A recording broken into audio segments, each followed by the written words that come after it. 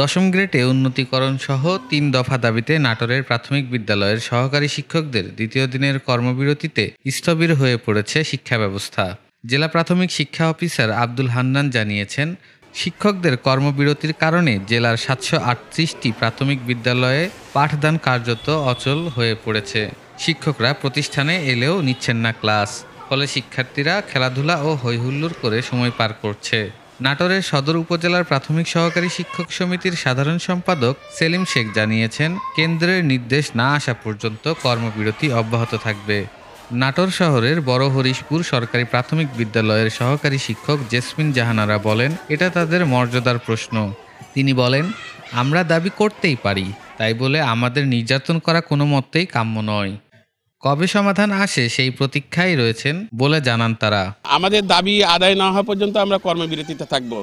আপনারা জানেন, বিভিন্ন দপ্তরে একটা পিয়ন পোস্টে চাকরিতে ঢুকেও তারা প্রমোশনের মাধ্যমে অনেক উচ্চতর পর্যায়ে চলে যায়, কিন্তু আমি 11,000 টাকা বেতনে চাকরিতে ঢুকে আমি এই 11,000 টাকা বেতন নিয়েই আমাকে অবসরে যেতে হবে। আমার চাকরির বয়স 21 বছর, আমি এখনও এই 11,000 টাকা বেতনেই চাকরি করছি। তারপরে সরকার আমাদেরকে প্রতিশ্রুতি দিয়েছিলেন 10 এবং 16তম বছরে একটা উচ্চতর গ্রেড দিবেন, কিন্তু আজ পর্যন্ত এই উচ্চতর গ্রেডটা কার্যকর হয় নাই। আমরা কেন্দ্রীয় ঘোষণা অনুযায়ী আমরা কর্মবিরতি পালন করছি।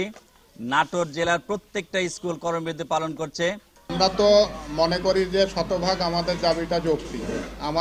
আমাদের শিক্ষকদের বর্তমানে যে 3য় শ্রেণীর কর্মচারী করে রাখা হয়েছে, আমরা দেখি যে বহির্বিশ্বের দিকে তাকালে দেখি যে শিক্ষকদের সেখানে প্রথম শ্রেণী বা 2য় শ্রেণীর পদমর্যাদা দেওয়া হয়। আমাদের বর্তমান যে সমাজ ব্যবস্থা এবং আর্থিকভাবে আমাদেরকে যেভাবে বেতন দেওয়া হয়, এতে করে আমাদের সংসার বা পরিবার চালানো আমাদের জন্য অত্যন্ত কষ্টকর।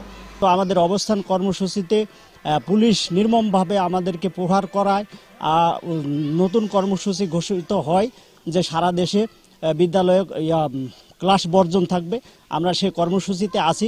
যতদিন আমাদের এই দাবি দেওয়া পূরণ না হবে, আমরা ততদিন এই কর্মসূচি চালিয়ে যাব।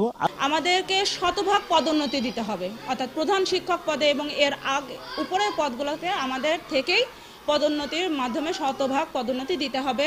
2য় শ্রেণী মর্যাদা দিতেই হবে, আমাদের শতভাগ পদোন্নতি দিতেই হবে। আর তার পরবর্তীতে 10 বছর এবং 16 বছরে আমাদেরকে অবশ্যই আপডেট করতে হবে। এই 3টা দাবি আমাদের মেনে নিতেই হবে, এর কোনো ব্যত্যয় হবে না, এর কোনো ব্যত্যয় আমরা মেনে নিব না।